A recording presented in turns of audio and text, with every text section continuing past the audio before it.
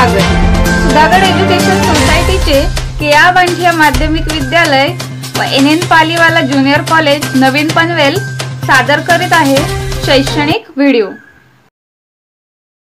नमस्ते छात्रों, मैं शोभा कानोड़े, सहायक शिक्षिका केआ बांठिया माध्यमिक विद्यालय नवीन पनवेल। छात्रों, आज हम लोक भारती हिंदी कक्षा 10वीं पहली इकाई पूरक पठन पाठ क्रमांक 10 ठेस देखने वाले हैं। इस पाठ के लेखक है फणीश्वर नाथ रेणु जी और पाठ की विधा है आधुनिक अंचलिक। छात्रों, अब हम फणीश्वर नाथ रेणु जी का जीवन परिचय देखेंगे। इनका जन्म 4 मार्च 1921 में बिहार के पूर्णिया जिले में हुआ था और मृत्यु 1977 में हुई। इन्हें आजादी के बाद के प्रेमचंद की संज्ञा दी जाती है। इनकी कहानियों और उपन्यासों में आंचलिक जीवन की धुन, गंध, लय, ताल, सुर, सुंदरता, क्रूरता स्पष्ट रूप से दिखाई पड़ती है। इनके पहले उपन्यास मैला आंचल को बहुत प्रसिद्धि मिली थी, जिसके लिए इन्हें पद्मश्री पुरस्कार से सम्मानित किया गया था। इनकी भाषा शैली में एक जादुई असर मिलता है।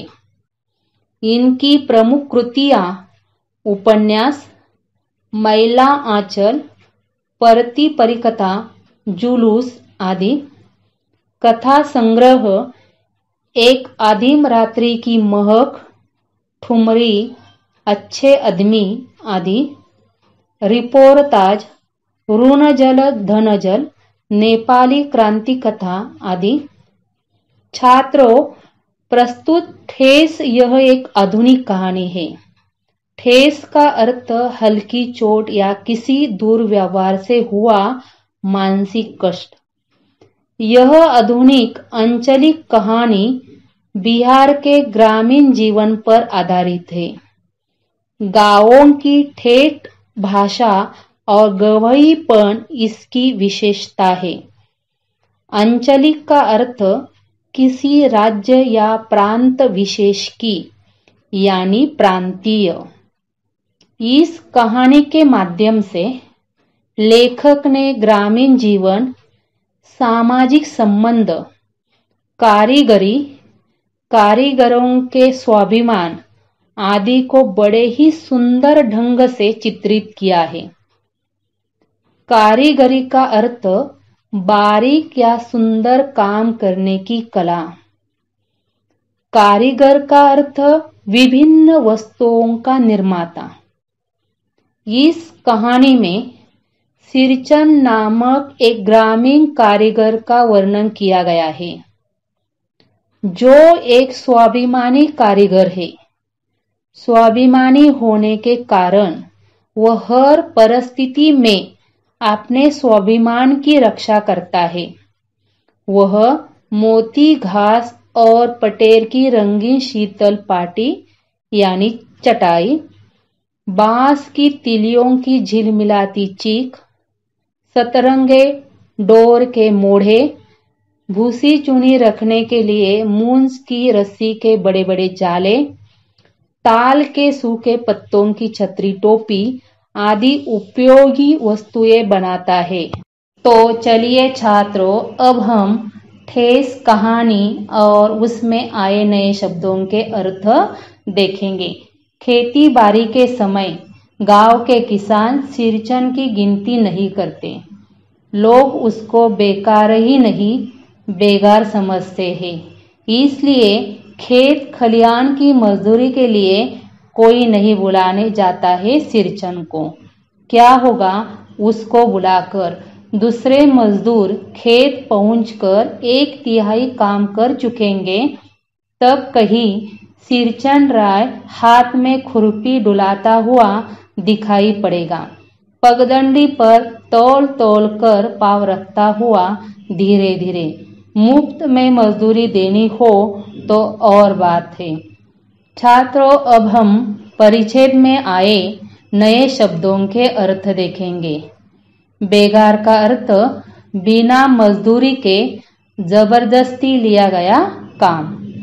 पगडंडी का अर्थ खेत में बना हुआ छोटा रास्ता या कच्ची राह। मुफ्त का अर्थ बिना दाम का। छात्रों, गांव के लोग अब सिरचन को खेत खलिहान की मजदूरी के लिए नहीं बुलाते। लोग उसको बेकार ही नहीं, बेगार भी समझते हैं। जब दूसरे मजदूर खेत पर पहुंचकर 1/3 काम कर चुकते हैं, तब वह हाथ में खुरपी डुलाता हुआ दिखाई देता है। फिर पगडंडी पर तौल तौल कर कदम रखता हुआ धीरे धीरे काम पर आता है। आज सिरचन को मुफ्तखोर, कामचोर या चटोर कह ले कोई। एक समय था जब उसकी मड़ैया के पास बाबू लोगों की सवारियां बधी रहती थी। उसे लोग पूछते ही नहीं थे, उसकी खुशामद भी करते थे। अरे सिरचन भाई, अब तो तुम्हारे ही हाथ में यह कारीगरी रह गई है सारे इलाके में। एक दिन का समय निकाल कर चलो। बड़े भैया की चिट्ठी आई है शहर से। सिरचन से एक जोड़ा चीक बनाकर भेज दो। मुझे याद है, मेरी माँ जब कभी सिरचन को बुलाने के लिए कहती, मैं पहले ही पूछ लेता, भोग क्या क्या लगेगा। मुफ्तखोर का अर्थ मुफ्त में खाने वाला या हराम का खाने वाला। कामचोर का अर्थ काम से जी चुराने वाला। चटोर का अर्थ स्वाद लोभी या चटपटा खाने का शौकीन। मड़ैया का अर्थ झोपड़ी। खुशामद का अर्थ तारीफ। चीक का अर्थ बांस की तिलियों का बना हुआ पर्दा। बांस जिसे मराठी में बांबू कहते हैं। भोग का अर्थ दावत या प्रीति भोज। छात्रों, सिरचन को आज गांव में मुफ्तखोर, कामचोर और चटोर कहा जाता है। कुछ समय पहले उसकी ऐसी स्थिति न थी। गांव में उसे सम्मान की दृष्टि से देखा जाता था। बाबू लोग उसकी तारीफ किया करते थे। वह बहुत अच्छा कारीगर था। मनपसंद भोजन पाकर लोगों को विभिन्न प्रकार की चीजें बनाकर दिया करता था।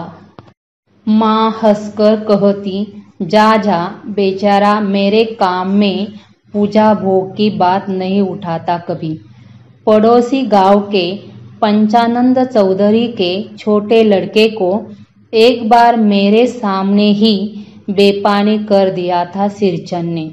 तुम्हारी भाभी नाखून से छांटकर तरकारी परोसती है और इमली का रस डालकर कढ़ी तो हम मामूली लोगों की घरवालियां बनाती है।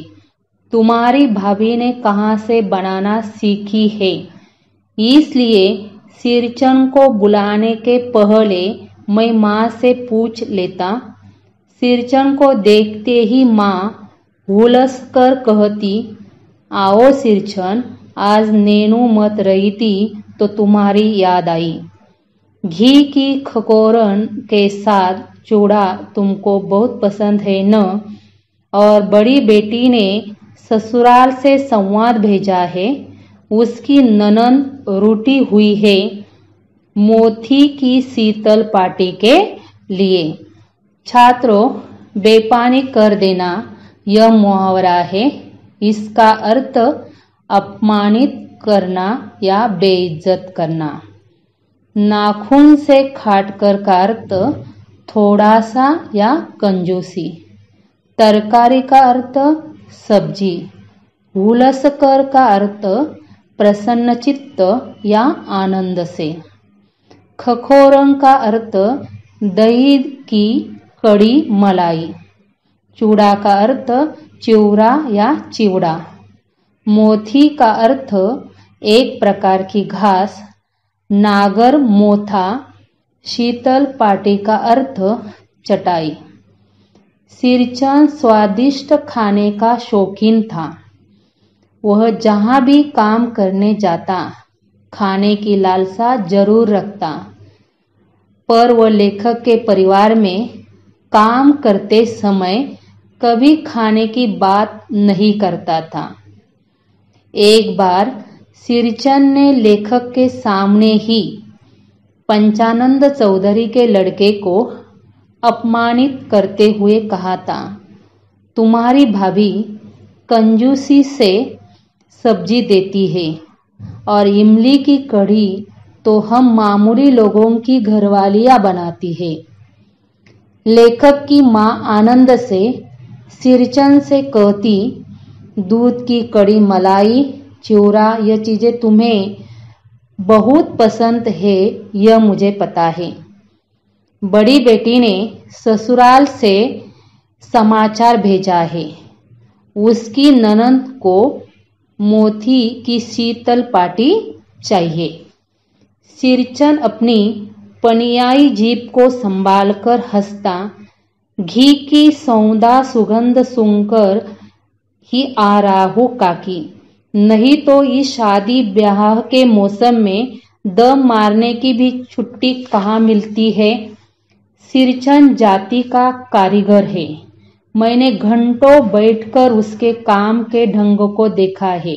एक एक मोती और पटेल को हाथ में लेकर बड़े जतन से उसकी कुच्ची बनाता, फिर कुच्चियों को रंगने से लेकर सुतली सुलझाने में पूरा दिन समाप्त। काम करते समय उसकी तन्मयता में जरा भी बाधा पड़ी कि गेऊअन सांप की तरह फुफकार उठता, फिर किसी दूसरे से करवा लीजिए काम। सिरचंद मुंहजोर है, कामचोर नहीं। पनियाई का अर्थ पानी से भरी, सौधा का अर्थ सुगंधित या खुशबूदार, पटेर का अर्थ सरकंडे की जाति की एक पानी की घास, उसे मूंज भी कहते हैं। तन्मयता का अर्थ लगन, गेऊअन का अर्थ गेहूं के रंग का एक बहुत जहरीला सांप, मुंहजोर का अर्थ मुंह से बकबक करने वाला या मुंहफट। सिरचंद को खाने में स्वादिष्ट चीजें चाहिए। पानी से भरी जीभ को संभालकर घी की सुगंधित सुगंध सूंघकर वह लेखक की मां के बुलाने पर खुशी खुशी काम पर आता है। लेखक कहते हैं, सिरचंद जाति का कारीगर है। वह अपनी कला में अत्यंत निपुण है। वह धीरे धीरे काम करता, परंतु काम करते समय वह अत्यंत तन्मय हो जाता है। वह एक एक मोती और पटेर को हाथ में लेकर बड़े जतन से उसकी कुच्ची बनाता, फिर कुच्चियों को रंगने से लेकर सुतली सुलझाने में पूरा दिन लगाता है। काम करते समय उसकी तन्मयता में जरा भी बाधा पड़ी तो वह गेऊअन सांप की तरह फुफकार उठता है और किसी दूसरे से काम करवा लीजिए कहता है। सिरचंद मुंहफट है, परंतु काम से मन चुराने वाला नहीं है। बिना मजदूरी के पेट भर भात पर काम करने वाला कारीगर, दूध में कोई मिठाई न मिले तो कोई बात नहीं, किंतु बात में जरा भी झाला वह नहीं बर्दाश्त कर सकता। सिरचंद को लोग चटोर भी समझते हैं। तली बघारी हुई तरकारी, दही की कड़ी, मलाई वाला दूध, इन सब का प्रबंध पहले कर लो, तब सिरचंद को बुलाओ। धूम हिलाता हुआ हाजिर हो जाएगा। खाने पीने में चिकनाई की कमी हुई कि काम की सारी चिकनाई खत्म। काम अधूरा रखकर उठ खड़ा होगा। आज तो अब अधकपाली दर्द से माथा टनटना रहा है, थोड़ा सा रह गया है, किसी दिन आकर पूरा कर दूंगा। किसी दिन माने कभी नहीं। झाला का अर्थ तीखापन। दूम हिलाना यह मोहरा है। इसका अर्थ गरीब बनकर प्रसन्न करने का प्रयत्न करना। अधकपाली का अर्थ आधा सिरदर्द। माथा टनटनाना यह भी मुहावरा है। इसका अर्थ सिर में दर्द होना। गांव के लोग सिरचन को चटोर समझते हैं। उसे खाने में स्वादिष्ट वस्तुएं चाहिए। घर में सिरचन को काम पर बुलाने से पहले तली बघारी हुई तरकारी, दही की कढ़ी, मलाई वाला दूध आदि का इंतजाम कर लो, तब सिरचन को घर में काम के लिए बुलाओ, तो वह खुशी खुशी काम पर उपस्थित हो जाएगा। यदि उसके खाने पीने की चीजों में घी कम हुआ तो उसके काम में जो बारीकियां और सुंदरता होती है वह सब समाप्त हो जाएगी। अर्थात वह मन लगाकर अच्छा काम नहीं करेगा। काम अपूर्ण छोड़कर उठ जाएगा और कहेगा, आज सिर दर्द हो रहा है और दर्द के कारण सिर फटा जा रहा है। थोड़ा सा काम अधूरा रह गया है, किसी दिन आकर पूरा कर दूंगा। उसके किसी दिन कहने का अर्थ होता है वह काम कभी पूरा नहीं होगा। उसका किसी दिन कभी नहीं आता।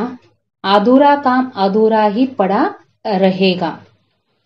मोती घास और पटेर की रंगीन शीतल पाटी, बांस की तिलियों की झिलमिलाती चीख, सतरंगे डोर के मोड़े, भूसी चुनी रखने के लिए मूंज की रस्सी के बड़े बड़े जाले, हलवाओं के लिए ताल के सूखे पत्तों की छतरी टोपी तथा इसी तरह के बहुत से काम हैं जिन्हें सिरचन के सिवा गांव में और कोई नहीं जानता। यह दूसरी बात है कि अब गांव में ऐसे कामों को बेकाम का काम समझते हैं लोग। बेकाम का काम जिसकी मजदूरी में अनाज या पैसे देने की कोई जरूरत नहीं। पेट भर खिला दो, काम पूरा होने पर एकाध पुराना धुराना कपड़ा देकर विदा करो, वह कुछ भी नहीं बोलेगा। तिली का अर्थ घास आदि का पतला कड़ा डंटल या लंबा तिनका। मोड़े का अर्थ बांस या बेत का बना आसन। भूसी का अर्थ किसी प्रकार के अन्न या दाने के ऊपर का छिलका। चुनी का अर्थ अन्न का चूरा। मूंज का अर्थ एक प्रकार का तृण घास सरकंडे का पौंदा। हलवाह का अर्थ हल से खेत जोतने वाला व्यक्ति। हल जिसे मराठी में नांगर कहते हैं, खेती करने का एक साधन। ताल का अर्थ ताड़ का वृक्ष। छतरी टोपी का अर्थ पत्तों का बना हुआ छाता। बेकाम का अर्थ अनुपयोगी या बेकार। विदा का अर्थ रवाना या प्रस्थान। सिरचन गांव का एक कुशल कारीगर है। उसे मोती घास और पटेर की रंगीन शीतल पाटी, बांस की बारीक तिलियों का रंगीन झिलमिलाता पर्दा, 7 रंग के डोरे यानी मोटे धागे से मोढ़े बनाना, भूसी और चुन्नी रखने के लिए मूंज की रस्सी के बड़े बड़े जाल, हल चलाने वालों के लिए ताल के सूखे पत्तों से छतरी टोपी बनाना आदि इस प्रकार के बहुत से काम आते हैं। इन कामों को सिरचन के अतिरिक्त पूरे गांव में कोई नहीं जानता। यह अलग बात है कि अब इन कामों को गांव के लोग अनुपयोगी या बेकार का काम समझते हैं। इस प्रकार के काम करवाने के लिए पेट भर खिला दो और काम पूरा होने पर फटे पुराने कपड़े देकर रवाना या विदा कर दो, इतना ही काफी है। कुछ भी नहीं बोलेगा ऐसी बात नहीं। सिरचन को बुलाने वाले जानते हैं। सिरचन बात करने में भी कारगर है। महाजन टोले के भज्जू महाजन की बेटी सिरचन की बात सुनकर तिलमिला उठी थी। ठहरो, मैं माँ से जाकर कहती हूँ। इतनी बड़ी बात ही है बिटिया। बड़े लोगों की बस बात ही बड़ी होती है, नहीं तो 2-3 पटेर की पार्टियों का काम सिर्फ खेसारी का सत्तू खिलाकर कोई करवाए भला? यह तुम्हारी माँ ही कर सकती है बबूनी, सिरचन ने मुस्कुराकर जवाब दिया था। तिलमिला उठना यह मुहावरा है, इसका अर्थ गुस्सा हो जाना।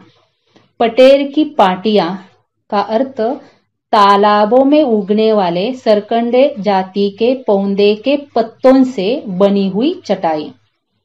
खेसारी का सत्तू का अर्थ भुनी हुई दाल का आटा। सिरचन ने महाजन टोले की भज्जू महाजन की बेटी को तथा कथित बड़े लोगों की असलियत बताकर व्यंग्य करते हुए तिरस्कृत किया। उसने कहा, धनी यानी अमीर लोग केवल बड़ी बड़ी बातें ही करना जानते हैं, मजदूरों का शोषण करते हैं, उन्हें पूरी मजदूरी भी नहीं देते। तुम्हारी माँ भुनी हुई दाल का आटा खिलाकर ही मुझसे कितना काम करा लेती है। समाज के धनी और प्रतिष्ठित कहलाने वाले लोग मजदूरों से अधिक काम लेकर कम से कम मजदूरी देते हैं। इस बार मेरी सबसे छोटी बहन पहली बार ससुराल जा रही थी। मानू के दूल्हे ने पहले ही बड़ी भाभी को लिखकर चेतावनी दे दी है।